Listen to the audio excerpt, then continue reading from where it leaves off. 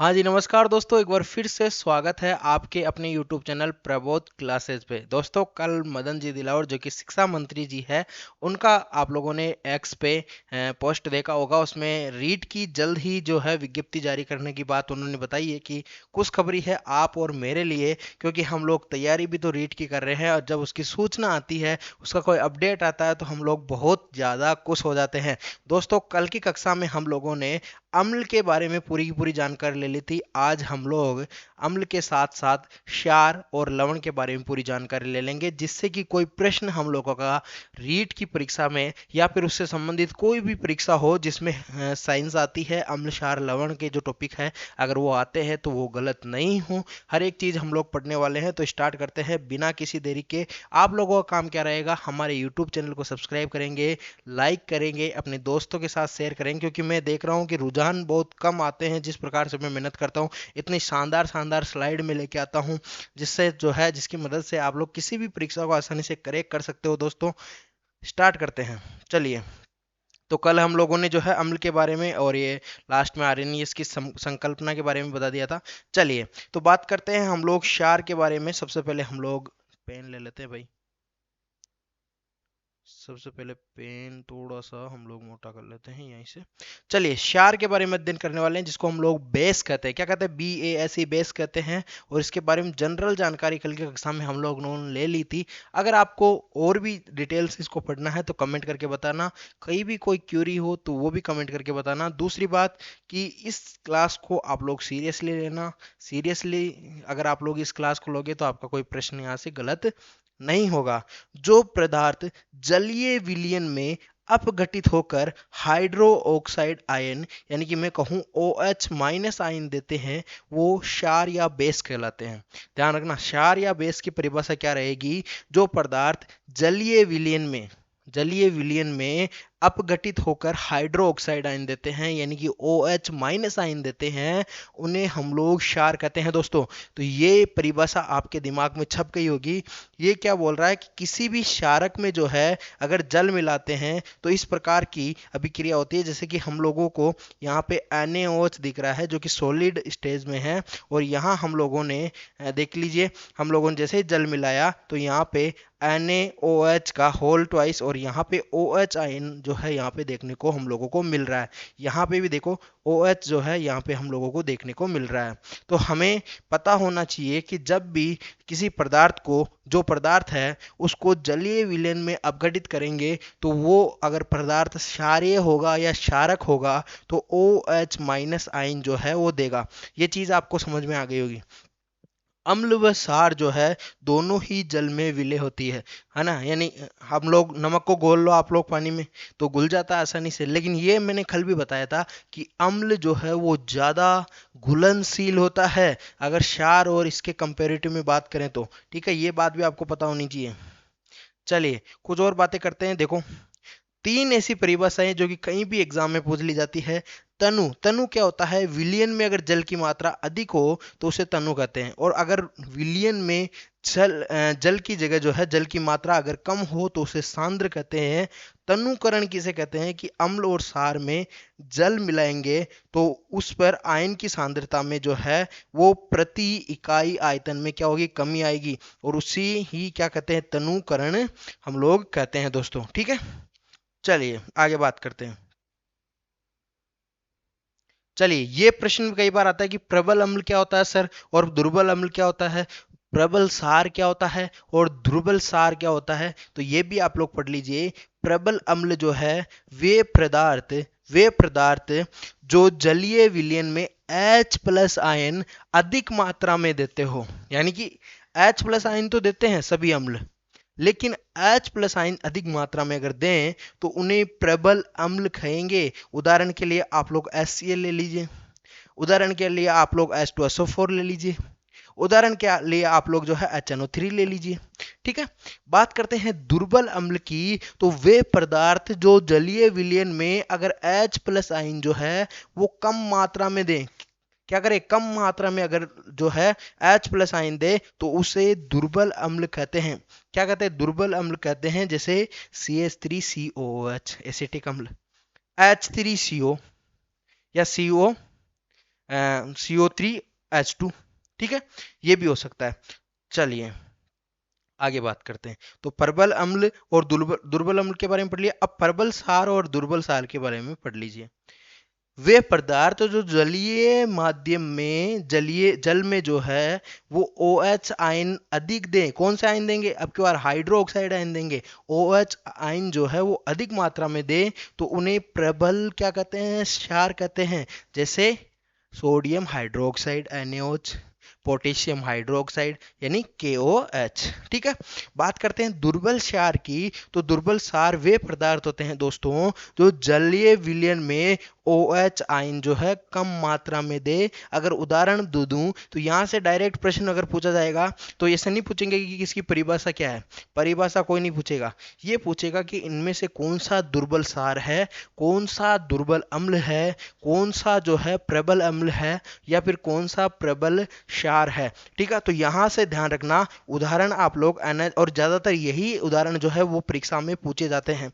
तो NH4OH और MgOH का होल ट्वाइस और CaOH का होल ट्वाइस, ये तो क्या है दुर्बल क्षार। और याद करो कि प्रबल क्षार क्या कौन कौन से हैं, तो NaOH और KOH। अगर मैं बात करूं प्रबल अम्ल की तो आपका HCl हो गया, H2SO4 हो गया, है ना। और अगर मैं बात करूं दुर्बल अम्ल की तो CH3COOH यानी एसिटिक एसिड, है ना। ये ध्यान रखना, यही प्रश्न हमेशा परीक्षा में रिपीट होते हैं, ठीक है। चलिए समझने की कोशिश करते हैं और अच्छी तरीके से प्रबल अम्ल और प्रबल क्षार को। देखो अम्ल दो प्रकार के, प्रबल अम्ल है, दुर्बल अम्ल है, यानी स्ट्रॉन्ग एसिड है, वीक एसिड है। तीन उदाहरण याद रख लो, हंसना से याद रख लो, हंसना है यानी हाइड्रोक्लोरिक एसिड, स यानी सल्फ्यूरिक एसिड, और ना यानी नाइट्रिक एसिड। तीनों ही उदाहरण याद रख लो, एक भी प्रश्न गलत नहीं होगा। दुर्बल अम्ल में जो है एसिटिक एसिड, ठीक है, और याद रख लो H2CO3, ठीक है।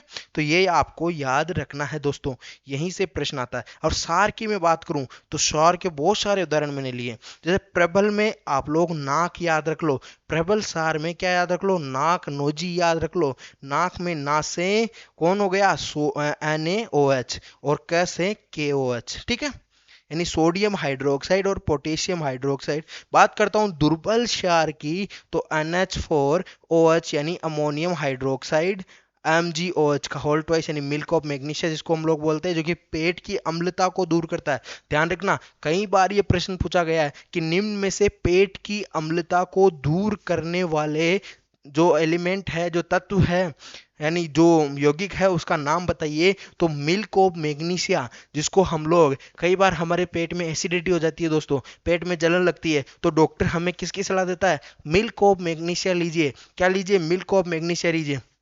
और एक और इंपॉर्टेंट, कई बार पूछ लिया जाता है कि मिट्टी की अम्लता को दूर करने में किस तत्व का उपयोग करेंगे, तो वो है कैल्शियम हाइड्रो ऑक्साइड। कौन, कैल्शियम हाइड्रो ऑक्साइड दोस्तों, ठीक है।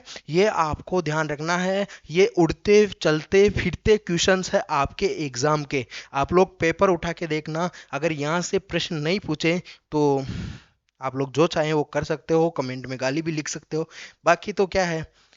चलिए आपको यह भी पता होना चाहिए कि अम्लराज या एक्वा रेजिया या रॉयल वाटर क्या होता है, जिसमें आपके HCl के 3 अणु होते हैं और HNO3। कई बार ये प्रश्न पूछा गया है कि सोना और प्लेटियम जैसी महंगी धातुओं को गलाने में कौन सा जो तत्व है या कौन सा पदार्थ काम में आता है, तो रॉयल वाटर या अम्लराज। कई बार आप लोगों ने जो है ठगी देखी होगी, वो क्या करते हैं, किसी भी आभूषण को साफ करने वाले आपके मोहल्ले में आएंगे। अब चौकड़ी लगा के बैठी रहती है दादी और नानी, मतलब ऐसे कहें कि 2-4 आंटी जी लोग जो है वो हर मोहल्ले में चौकड़ी लगा के बैठी रहती है। फिर वो जो तेरी मेरी है वो करती रहती है। फिर आते हैं भाई साहब एक आदमी और वो लेके आते हैं अम्लराज या एक्वारेजिया। अब वो आएंगे और आके आपको बोलेंगे कि गहने साफ करवाने हो तो बोलो भाई।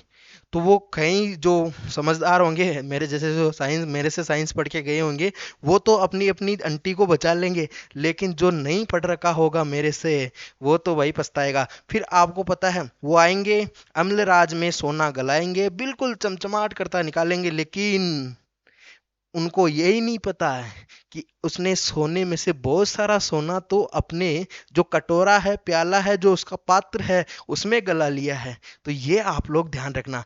अम्लराज आपके उधर आ जाए तो भगा देना साले को, ठीक है। चलिए आगे बात करते हैं।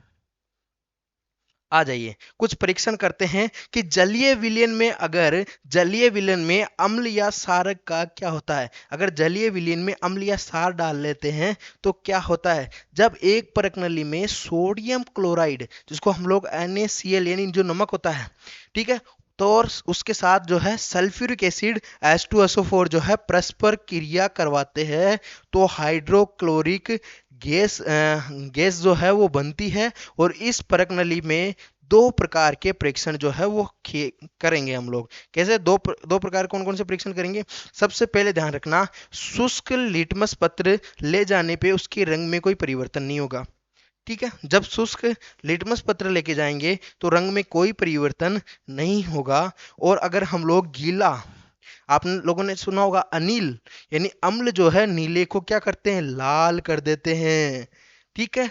अम्ल क्या करते हैं, नीले को लाल कर देते हैं। अरे भाई, हाइड्रोक्लोरिक तो एसिड है, तो उसके साथ अगर नीला लेके जाएंगे तो क्या वो लाल नहीं होगा? क्या होगा ना?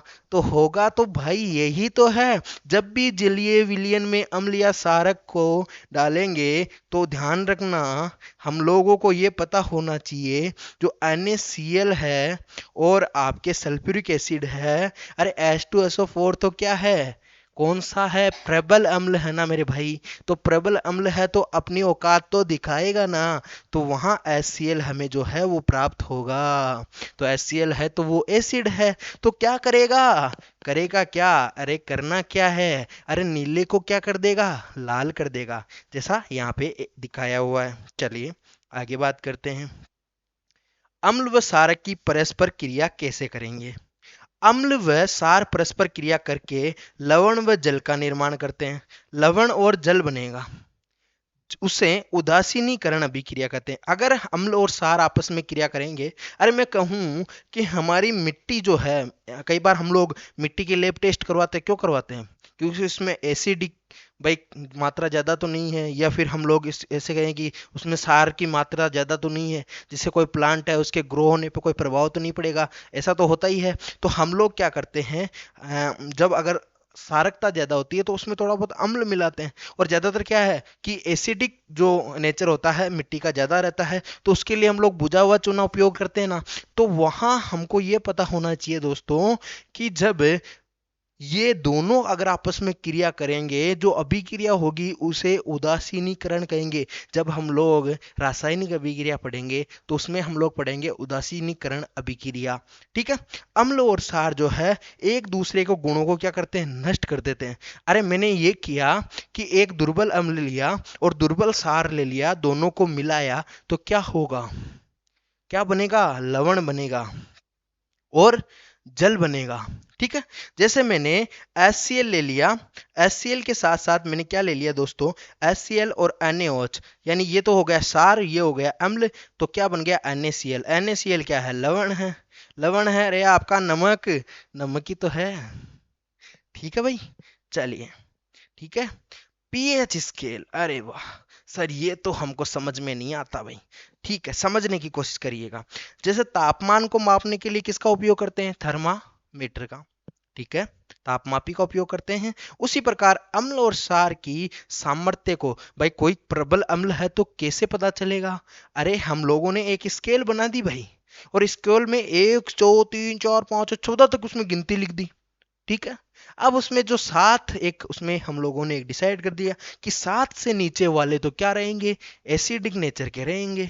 और 7 से ऊपर अगर हम लोग बात करेंगे तो वहाँ जो सारी प्रकृति के जो तत्व है या फिर पदार्थ है वो उसमें रखे। फिर इन्होंने क्या कहा कि ये स्केल जो है किसी भी विलयन में उपस्थित हाइड्रोजन आयन की सांद्रता मापता है। ध्यान रखना, ये प्रश्न है चलता फिरता उड़ता फिरता, आपकी किताब में ये साफ साफ लाइन लिखी हुई है कि जो पीएच स्केल है ये किसी भी विलयन की क्या नापेगा, हाइड्रोजन आयन की सांद्रता नापेगा। या फिर मैं ये कहूं कि हाइड्रोजन आयन सांद्रण की जो है क्रिया पे ये काम करेगा। देखो ये पुसांस और पी जो है ये तो जरूरी नहीं है, लेकिन ये याद रखना कि जो पीएच स्केल है उसमें पी का जो अर्थ है वो पावर से है, कि कितनी पावर है उसमें, ठीक है। 1909 में सोरेनसन नामक वैज्ञानिक ने पीएच स्केल बनाई और हाइड्रोजन आयन की सांद्रता के घातांक को पीएच कहा। हाइड्रोजन आयन के सांद्रता का ऋणात्मक लागेरिथम पीएच कहलाता है। अगर हाइड्रोजन आयन की सांद्रता का जो ऋणात्मक मान है वो क्या कहलाता है, लागेरिथम पीएच। पीएच का जो सूत्र है दोस्तों ये याद रख लेना, कई बार सीधा सीधा पूछ लिया जाता है, ठीक है। हाइड्रोजन आयन की सांद्रता नापने के लिए कौन सूत्र, तो पीएच बराबर माइनस लोग, कैसे लोग, यहाँ पे 10 लिखा हुआ है और यहाँ पे H प्लस है, ये प्रिंटिंग मिस्टेक है भाई, ठीक है। तो जब भी हम लोग किसी भी आयन की अगर हम लोग सांद्रता नापेंगे तो हाइड्रोजन आयन की जो सांद्रता यहाँ पे लिखेंगे वो यहाँ लिखेंगे, ठीक है, समझ गए।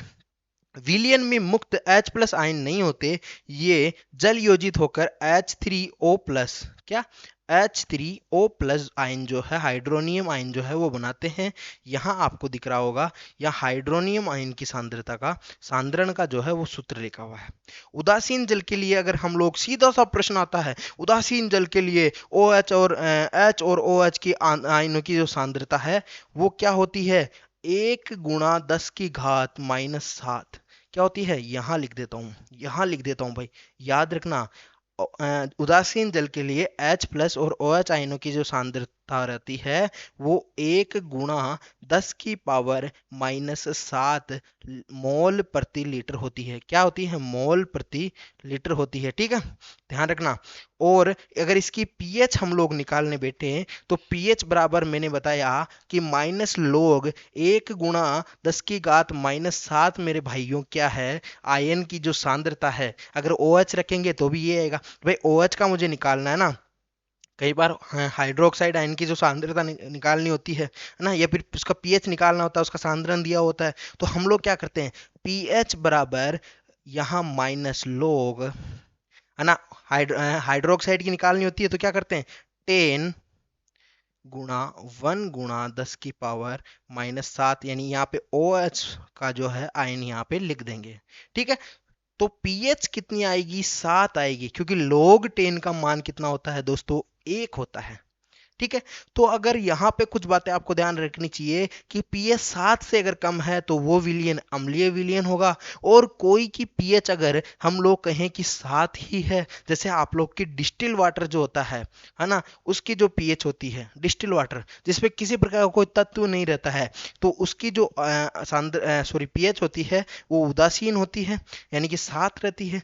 पीएच 7 से 14 के बीच में अगर रहेगी तो सारी विलयन होगा, ठीक है। और आपके बारे में एक और चीज पता होनी चाहिए भाई, जितनी ज्यादा पीएच बढ़ती जाएगी विलयन उतना ज्यादा 7 से आगे सारी होते जाएगा, जितनी पीएच कम होती जाएगी 7 से नीचे उतना जो विलयन है वो अम्लीय होता जाएगा। तो ध्यान रखना, अगर मैं बात करूं, कई बार प्रश्न पूछ दिया जाता है भाई किसी विलयन की जो पीएच है वो 3 है तो बताओ वो प्रबल है या फिर दुर्बल अम्ल है, तो प्रबल अम्ल है। अगर किसी विलयन की पीएच 6.9 है तो वो दुर्बल अम्ल है। और दुर्बल सार और प्रबल सार में भी यही है। अगर किसी जो विलयन है उसकी अगर पीएच की मैं बात करूं, अगर मान लीजिए 7.5 है तो वो कौन सा है, 7.5 है तो वो दुर्बल सार है प्यारे मित्रों। और जैसे ही ऊपर ऊपर जाएगा 14 के लगभग, है ना, 13.9, तो वो क्या हो जाएगा, वो आपके हो जाएगा प्रबल सार, ठीक है। चलिए, कुछ प्रश्न जो कि डायरेक्ट पूछ लिए जाते हैं। अब बताओ, इतनी बातें बताने के बाद भी जब व्यूज कम आते हैं तो मोटिवेशन गिरेगा या नहीं गिरेगा। और यूट्यूब तो मुझे पैसा दे ही नहीं रहा आजकल, यूट्यूब ने तो दुश्मनी साबित कर रखी है मेरे साथ, है ना। 1 महीने से मेरा पेमेंट टाइटेपिस कर रखा है। सिरका जो है, सिरका, इसमें पाया जाता है एसिटिक एसिड। क्या, सिरके में कौन सा एसिड, एसिटिक एसिड। अरे इमली में मेरे बच्चों टार्ट्रिक एसिड। टमाटर में कौन सा एसिड होगा, ऑक्जेलिक एसिड। नींबू में सिट्रिक एसिड। और संतरा में कौन सा एसिड होगा, तो एस्कोर्बिक अम्ल होगा। कई लोग सिट्रिक भी कर देते हैं, जठर रस, अरे आपके पेटों में जो रस होता है, जठर रस आपके पेट में, उसका जो वो उसमें कौन सा रस होता जो एसिड होता है वो है हाइड्रोक्लोरिक एसिड, HCl। अरे हम लोग नहीं कहते क्या कि HCl है पेट में, अरे अंगुली डालो तो अंगुली वापस नहीं आएगी, ध्यान रखना। दही में लैक्टिक एसिड है ना, दही में कौन सा एसिड, लैक्टिक एसिड, और इसको बनाने वाले बैक्टीरिया का नाम बताया था ना उस दिन, लैक्टोबैसिलस। कौन सा बेसिलस, लैक्टोबैसिलस जो है वो दूध को दही में परिवर्तित करता है। लाल चींटी के डंक में, बहुत महत्वपूर्ण, कई बार जो है वो प्रश्न पूछा गया है, लाल चींटी के डंक में फार्मिक एसिड पाया जाता है। सेब में जो है, सेब में मेलिक एसिड पाया जाता है। तो ये सब एसिड जितने भी हैं जिस प्लांट में जो आपके सामने जो दिया हुआ है उसके सामने आपको ये लिखना होता है। मिलान भी कई बार आता है, मिलान वाला प्रश्न, है ना। अच्छा चलो, पीएच मान याद कराता हूं, पीएच मान याद करो, पीएच मान याद करो मेरे साथ साथ। अरे रक्त का पीएच 7.4, अरे जठर रस का, अरे भाई प्रबल अम्ल है, HCl है मेरे भाई 1.2, नींबू का, नींबू भी प्रबल अम्ल है, क्या कहूं सिट्रिक एसिड है 2.2, शुद्ध जल, अरे डिस्टिल वाटर का तो मैंने बताया था, निकाला भी था 7.2 सॉरी 0, दूध का 6.5, अरे उसमें लैक्टिक एसिड होता है मेरे भाई तो 6.5, अरे दूध का पूछ लेंगे तो 6.5, ठीक है। दही का 5.5, अरे दही बन गया उसका, दही बन गया, लैक्टोबैसिलस आ गया है तो, लैक्टोबैसिलस आ गया है तो पीएच तो कम होगी, तो 5.5। साधारण नमक का, अरे साधारण नमक का क्या है, विलियन बना दिया है 7, न कोई क्षारीय न कोई अम्लीय। अरे HCl 0, HCl का विलियन बहुत ज्यादा हार्ड, बहुत ज्यादा। NaOH का विलियन 14। चलो आगे बात करते हैं, चलिए। दैनिक जीवन में पीएच का महत्व, क्या क्या महत्व होता है, सीधा सीधा बताऊंगा। मिल्क ऑफ मैग्नीशिया क्या होता है, इसका पीएच मान जो है, ये एक दुर्बल क्षारक है वैसे, और इसका पीएच मान कितना होता है, 10 होता है। उदर में यानी पेट में अम्लता की शिकायत होने पे जो है, या फिर जलन होने पे या दर्द का अनुभव होने पे, इस समय जो है हमारे जठर रस में हाइड्रोक्लोरिक जो एसिड है, HCl है, उसकी मात्रा अधिक हो जाती है। अधिक मात्रा का बनना जो है अम्लता का उदाहरण है, आपको पता है। और उदर में जलन और दर्द होता है, जिससे राहत पाने के लिए दुर्बल क्षारक जैसे कि मिल्क ऑफ मैग्नीशिया का प्रयोग करते हैं। उदर में जो अम्ल है उसकी अत्यधिक मात्रा को ये उदासीन कर देता है। ये आपके सामने मिल्क ऑफ मैग्नीशियम क्या पाया जाता है, मैग्नीशिया का क्या है, मिल्क है। अरे MgOH, जब OH लग गया यानी क्षारीय है। H प्लस, अरे बताया ना मैंने कि H प्लस आयन अम्ल देता है, OH माइनस आयन क्या देता है, क्षार देता है, ठीक है। चलिए, पेट का भी चित्र बनाया मैंने, बहुत मेहनत करता हूं मैं आप लोगों के लिए। दंत से, जब मुख की पीएच कितनी हो जाए, 6.5 के करीब हो, और खाना खाने के पश्चात जो है मुख में उपस्थित बैक्टीरिया दांतों में लगे अवशिष्ट भोजन से क्रिया करके क्या बना देते हैं, अम्ल बना देते हैं, जो कि मुख के पीएच को क्या कर देते हैं, कम कर देते हैं। पीएच का मान 5.5 से कम होने पे दांतों में जो इनेमल होता है, आपको पता होगा दांतों की रक्षा करने के लिए जो पदार्थ होता है उसको क्या कहते हैं, इनेमल कहते हैं। अतः जो भोजन है उसके बाद क्या करो, दंत मंजन करो, और दंत मंजन भी कौन सा, क्षारीय यूज लो। अरे आपके टूथपेस्ट में नमक है क्या, आप लोगों ने सुना होगा, जब नमक वाले उसका यूज करते हैं तो वो दुर्बल क्षार होता है। दुर्बल क्षार क्या करेगा, अम्लता को दूर करेगा, किसकी, मुख की अम्लता को दूर करेगा। चलिए देखो दांत नाच भी रहे हैं। चलिए, चींटी के डंक में, अरे कीटों के दंत में, अरे मधुमक्खी खाती है क्या होता है, जलन होता है, क्यों होता है, एसिड होता है, कौन सा एसिड होता है, मेथेनोइक अम्ल होता है। या फिर चींटी के कीटों के डंक में कौन सा, मेथेनोइक एसिड। कलर चेंज कर लेता हूँ मेरे भाई। हम्म, हाँ, चींटी के या मकोड़े के डंक में कौन सा अम्ल होता है, मेथेनोइक या फार्मिक एसिड, जो कि हमारे त्वचा के संपर्क में आता है। उस अम्ल के कारण ही त्वचा में क्या होता है, जलन होता है। यदि उसी समय क्षार के लवण जैसे सोडियम हाइड्रोक्साइड कार्बोनेट या बेकिंग सोडे का जो है वो प्रयोग किया जाए तो अम्लीय प्रभाव जो है वो क्या हो जाता है, उदासीन हो जाता है। अम्लीय वर्षा क्या होती है, अम्लीय वर्षा, चलो। अम्लीय वर्षा जो है वह वर्षा जिसमें जल का पीएच है वो कितना होगा, 5.6 से क्या होगा, कम होगा, वो कहलाएगी अम्लीय वर्षा। ध्यान रखना, इंपॉर्टेंट लाइन है भाई, ठीक है। पेन ज्यादा ही मोटो हो गयो नहीं, चलो। चलो बात करो। यह बारिश वातावरण में SO2, यह बारिश के वातावरण में SO2, NO2 और CO, अगर ये तीनों गैसें मिल गई तो क्या होगी? अम्लीय वर्षा होगी। कई बार बोल देते हैं कि कौन सा तत्व होता है या कौन से तत्व जो है वो अम्लीय वर्षा के लिए जिम्मेदार है, तो SO2, NO2, CO। दुष्प्रभाव क्या है? फसलों को क्षति पहुंचाता है, जलीय जीवों के लिए प्राण घातक है क्योंकि ऑक्सीजन नहीं ले पाएंगे वो, ठीक है। अम्लीय वर्षा में जो है अगर अम्लता ज्यादा हो जाएगी तो सीधी बात है मरना ही है। अम्लीय वर्षा में से जो है भूमि की उपजाऊ जो क्षमता है वो नष्ट हो जाती है और ऐतिहासिक इमारतों को नुकसान होता है, जैसे कि आगरे का ताजमहल।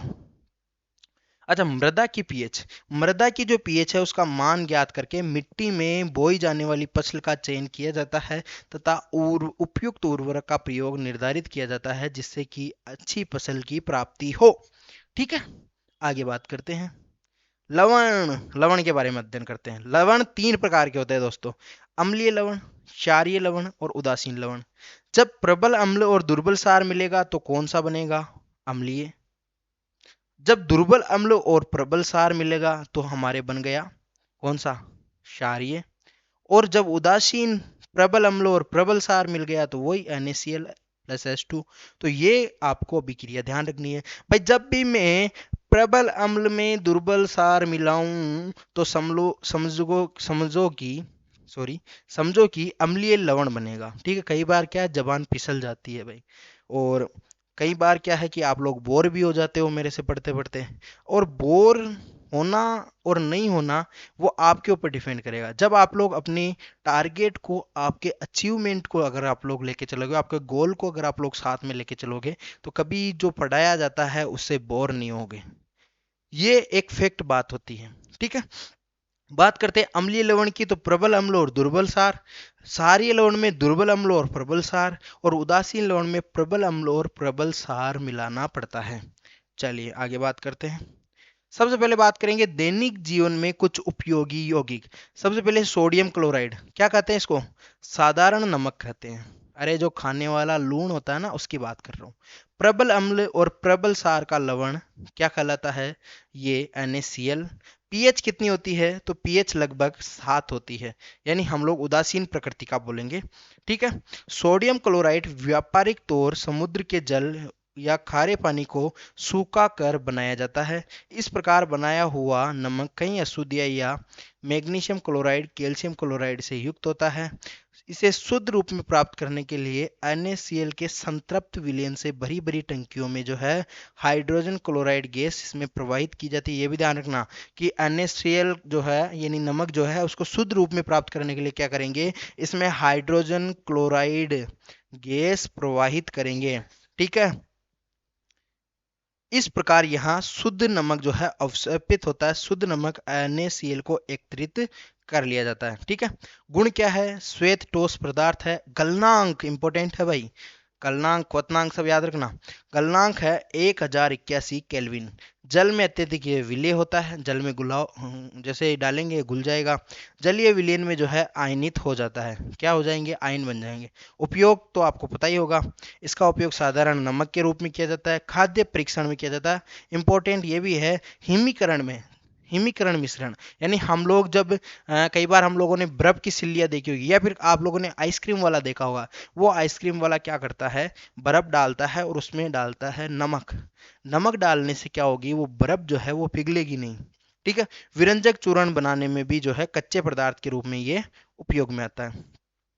सोडियम हाइड्रोक्साइड NaOH, इसे कास्टिक सोडा भी कहते हैं। औद्योगिक स्तर पर सोडियम हाइड्रो ऑक्साइड का जो उपयोग है वो सोडियम क्लोराइड के विद्युत अपघटन द्वारा किया जाता है। इसमें एनोड पर क्लोरीन गैस होती है और कैथोड पर क्या होगी? हाइड्रोजन होगी, और कैथोड पर ही विलयन के रूप में सोडियम हाइड्रोक्साइड प्राप्त किया जाएगा। भाई अगर हम लोगों को इसको कास्टिक सोडे को प्राप्त करना है तो उसके लिए हम लोग क्या करेंगे? इसका जो है जलीय अपघटन करेंगे, ठीक है, सॉरी विद्युत अपघटन करेंगे। और विद्युत अपघटन में आपको पता है दो सिरे होते हैं, एक होता है प्लस सिरा, एक होता है माइनस सिरा। एक होता है एनोड, एक होता है कैथोड। और एनोड और कैथोड पर, एनोड पर तो क्या डाल रहा है? क्लोरीन गैस डाल रहा है। कैथोड पर कौन सी गैस? हाइड्रोजन गैस डाल रहा है। और फिर यहाँ पे प्राप्त हो जाएगा सोडियम हाइड्रोक्साइड। क्लोर सार प्रक्रिया ये क्या होती है? सोडियम क्लोराइड के जलीय विलयन में विद्युत धारा प्रवाहित करने पर यह वियोजित होकर सोडियम हाइड्रोक्साइड उत्पन्न करती है। इस प्रक्रिया को क्या कहते हैं? क्लोर सार प्रक्रिया कहते हैं। यानी कि इसमें जो प्राप्त होगा वो क्या होगा? सोडियम हाइड्रोक्साइड प्राप्त होगा। ठीक है, तो यहाँ पे याद रखना कि एनोड पर क्या? कैल्शियम, सॉरी, क्लोरीन गैस, और कैथोड पर H2 गैस। ठीक है, कैथोड के पास NaOH का विलयन बनता है। किसके पास बनता है? कैथोड के पास। याद रखना कार्य क्या होते हैं, इसके गुण क्या है? श्वेत चिकना पदार्थ है, गलनांक बहुत उच्च होता है 551 केल्विन। जल में जो है शीघ्र क्या हो जाता है? विलय हो जाता है, प्रबल क्षार होता है ये। ठीक है, देखो ये देख लो किस प्रकार से बनते हैं। ये कैथोड है जहाँ पे H2 गैस है, ये एनोड है जहाँ पे क्लोरीन है। ईंधन ईंधन मार्गरीन, खाद के लिए जो है अमोनिया। ठीक है, जल की स्वच्छता, स्विमिंग पूल और पीवीसी रोगाणु नाशक, और जो है CNG। ठीक है, और इसके साथ यहाँ पे हाइड्रोक्लोरिक एसिड, इन दोनों को मिलाएंगे, बन गया हाइड्रोक्लोरिक एसिड। इस्पात की सफाई के लिए काम में लिया जाता है अमोनियम क्लोराइड। औषधि जो है सौंदर्य प्रबंधन के लिए काम में लिया जाता है। NaOH का क्या काम करते हैं? धातुओं में जो है ग्रीस हटाने के लिए, साबुन तथा अपमार्जक, कागज बनाने के लिए जो है कृत्रिम फाइबर के रूप में भी इसका उपयोग लिया जाता है। दोनों को मिलाएंगे विरंजक चूर्ण बनेगा, घरेलू विरंजक या वस्त्र के विरंजन, विरंजन यानी कि कलर उतारने के लिए। ठीक है, चलिए विरंजक चूर्ण क्या होता है? विरंजक चूर्ण, इसका रासायनिक नाम तो क्या है? Calcium oxychloride. क्या है? Calcium oxychloride. शुष्क भुजे हुए चूने पर क्लोरीन गैस प्रवाहित करेंगे तो इसका उत्पादन होता है। इसे जो है ब्लीचिंग पाउडर भी कहते हैं, ब्लीच करने के लिए काम में आता है। ठीक है, कलर चेंज करने में, है ना। CaOH का होल ट्वाइस में क्लोरीन मिला रहे हैं, यानी बुझे हुए चूने में क्या मिला रहे हैं? शुष्क बुझे हुए चूने में क्या मिला रहे हैं? क्लोरीन गैस मिला रहे हैं, तो हमें CaOCl2 मिल रहा है। ठीक है, यानी कि कैल्शियम ऑक्सीक्लोराइड मिल रहा है, और जल यहाँ पे प्राप्त होता है। गुण क्या है? पीला और तीक्ष्ण गंध वाला ठोस पदार्थ होता है, ठंडे जल में घुल जाता है। वायु में खुला रखने पे कौन सी गैस देता है? क्लोरीन देता है। तनु अम्लों से क्रिया करके क्या देता है? क्लोरीन। जैसे कि तनु अम्ल H2SO4 से इसकी क्रिया कराएंगे तो CaSO4 H2O, और क्या दे रहा है? क्लोरीन दे रहा है। उपयोग क्या करते हैं? वस्त्र उद्योग में विरंजक के रूप में, कागज उद्योग में विरंजक के रूप में, पेयजल को शुद्ध करने में, रोगाणुनाशक व ऑक्सीकारक के रूप में, प्रयोगशाला में अभिकर्मक के रूप में इसका उपयोग किया जाता है। ठीक है, बेकिंग सोडा, आप तो इसके उपयोग ध्यान रख लेना, उपयोग ध्यान रख लेना। बेकिंग सोडा को क्या कहते हैं? खाने का सोडा। क्या कहते हैं? खाने का सोडा। इसका जो रासायनिक नाम है वो सोडियम हाइड्रोजन कार्बोनेट है। खाद्य पदार्थों से में मिलाकर गर्म करने पर कार्बन डाइऑक्साइड गैस बुलबुलों के रूप में जो है बाहर निकलती है। इस प्रकार केक, जैसे केक जो खाते हैं ना, वो खाद्य पदार्थ क्या है? फूल कर हल्के हो जाते हैं। आपको पता है जो बेकिंग सोडा है उसको हम लोग कहीं पर, हम हमारे घर में भी उपयोग में लेते हैं किसी भी चीज़ को जो है फुलाने के लिए। ठीक है, NaCl का जो उपयोग है वो बेकिंग सोडा, NaCl का उपयोग करके बेकिंग सोडा क्या है? बनाया जाता है। NaCl में क्या मिला रहे हैं? जल मिला रहे हैं, और क्या मिला रहे? कार्बन डाइऑक्साइड, और क्या? अमोनिया मिला रहे हैं, तो फिर मिल रहा है हमें बेकिंग सोडा और अमोनियम क्लोराइड। ठीक है, बात करते हैं सोडियम कार्बोनेट के विलयन में कार्बन डाइऑक्साइड जो है गैस प्रभावित करने में इसे बनाया जाता है Na2COL CO3 H2O CO। ठीक है, तीनों मिलाए, तो तीनों मिलाने के बाद आपको पता है सोडियम कार्बोनेट के विलयन में क्या मिला रहे हैं? जल मिला रहे हैं, और क्या मिला रहे हैं? कार्बन डाइऑक्साइड, तो हमें प्राप्त होती है 2NaHCO3। ठीक है, ये क्या क्या है? आपके सोडियम कार्बोनेट के विलयन में इसको प्रभावित करके हम लोग क्या मिला रहे, क्या बना रहे हैं? बेकिंग सोडा बना रहे हैं। ठीक है, चलिए गुण, श्वेत क्रिस्टलेटोस है, जल में अल्प विलय यानी कम घुलता है, जल में जो है इसका विलयन जो है क्षारीय हो जाता है, गर्म करने पर कार्बन डाइऑक्साइड गैस निकलती है। भाई इसको गर्म करेंगे तो H2O जल बनेगा और CO2 बनेगा, ये तो इसको बनाने की प्रक्रिया भी है।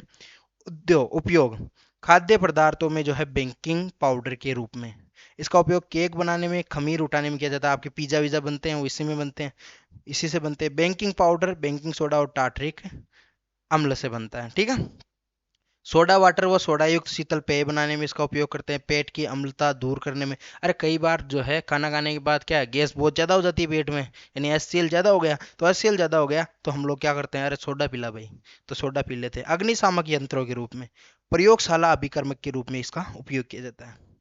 धावन सोडा जो कपड़े धोने वाला है, इसका फॉर्मूला याद रखना भाई, इंपॉर्टेंट है। Na2CO3 का हो सॉरी Na2CO3.10H2O क्या है इसका, आपके सूत्र याद रखना है। इसे करके इसे कपड़े धोने का सोडा भी कहते हैं। क्या कहते हैं, कपड़े धोने का सोडा भी कहते हैं। रासायनिक नाम क्या है, सोडियम कार्बोनेट। क्या है, सोडियम कार्बोनेट। इसमें एक सोडियम कार्बोनेट अणु के साथ 10 अणु क्रिस्टलन का जल होता है। ठीक है, सोडियम कार्बोनेट का साल्वी विधि से निर्माण किया जाता है। किसका, कौन सी विधि, साल्वी विधि। सोडियम कार्बोनेट उपयोग बनाने के लिए साल्वी विधि का उपयोग किया जाता है। एक अन्य विधि में बेकिंग सोडे को गर्म करने पर सोडियम कार्बोनेट प्राप्त होता है। इसे पुनः क्रिस्टलीकरण करने पर कपड़े धोने का सोडा अर्थात धावन सोडा प्राप्त होता है। ये देखो, 2NaHCO3 को जो है जब इसमें जल और CO2 मिलाते हैं तो हमें 2NaHCO3 मिलता है। ठीक है, और हम लोग बात करें सोडियम का कार्बोनेट जो है, इसके साथ अगर जल मिलाएंगे 10 तो हमें क्या प्राप्त होगा, Na2CO3 का CO3.10H2। ठीक है, गुण क्या है, सफेद क्रिस्टलीय ठोस है, जल में विलय है। इसका जो जलीय विलयन है वो क्षारीय होगा। यह गर्म करने पर क्रिस्टलन जल त्याग कर जो है सोडा एस बनाता है। क्या बनाता है, सोडा एस बनाता है। धुलाई और सफाई में काम में लिया जाता है। जल की स्थायी कठोरता को दूर करने में लिया जाता है। Caustic soda, baking powder, cast साबुन, बोरेक्स के निर्माण में उपयोग में लिया जाता है। अब मार्जक के रूप में लिया जाता है, यानी कपड़े धोने का जो होता है साबुन वगैरह, है ना। कागज, पेंट और वस्त्र उद्योग में, प्रयोगशाला के में एक अभिकर्मक के रूप में इसका उपयोग किया जाता है। फिर आता है प्लास्टर ऑफ पेरिस। इसका फॉर्मूला याद रखना, CaSO4 का है CaSO4.12H2O। ठीक है, इसका जो रासायनिक नाम है कैल्शियम सल्फेट अर्धहाइड्रेट। कैल्शियम सल्फेट का क्या है, ये अर्धहाइड्रेट है। फ्रांस की राजधानी पेरिस में जिप्सम को गर्म करके सबसे पहले बनाया गया था, अतः इसका नाम क्या है, प्लास्टर ऑफ पेरिस या POP। जिप्सम को जो है 393 केल्विन ताप पर गर्म करने पे प्राप्त होता है। कितना तापमान रहेगा, 393 केल्विन। POP का जो है अधिक गर्म करने पर संपूर्ण क्रिस्टलन जल निकल जाता है और ये मृत तापी प्लास्टर प्राप्त होता है। ठीक है, तो ध्यान रखना, CaSO4.2H2O जो है वो प्राप्त होता है जब हम लोग क्या करेंगे, इसको अत्यधिक गर्म कर देंगे तो इसका जो क्रिस्टलन जल है जो 12.12H2O है वो निकल जाएगा और क्या बचेगा, 2H2O बचेगा। इसमें गुण देखें तो ये श्वेत ठोस चिकना पदार्थ है। जल मिलाने पे जो है 15 से 20 मिनट में जमकर कठोर हो जाता है। आप लोगों ने भवन की POP देखी होगी, जो डिजाइने बनाते हैं उसमें इसका काम में लिया जाता है। ठीक है, टूटी हुई हड्डियों को जोड़ने में जो है इसका उपयोग किया जाता है। टूटी हुई हड्डियों में जो प्लास्टर होता है वो यही होता है, प्लास्टर ऑफ पेरिस POP होता है। भवन निर्माण में लिया जाता है। दंत चिकित्सा में इसका उपयोग लिया जाता है। मूर्तियों की सजावट, मूर्तियां और सजावट की सामग्रियां जो है वो बनाने में इसका उपयोग लिया जाता है। तो आज जो है हम लोगों ने जो टॉपिक कंप्लीट किया है वो है अम्ल, क्षार और लवण। इसकी PDF आपको अपने टेलीग्राम चैनल पे मिल जाएगी। अपने दोस्तों के साथ भी वीडियो को शेयर करना, बहुत मेहनत लगी है PDF बनाने में दोस्तों। मिलते हैं किसी और अन्य वीडियो में, तब तक के लिए राम राम सा, शुभ दिन।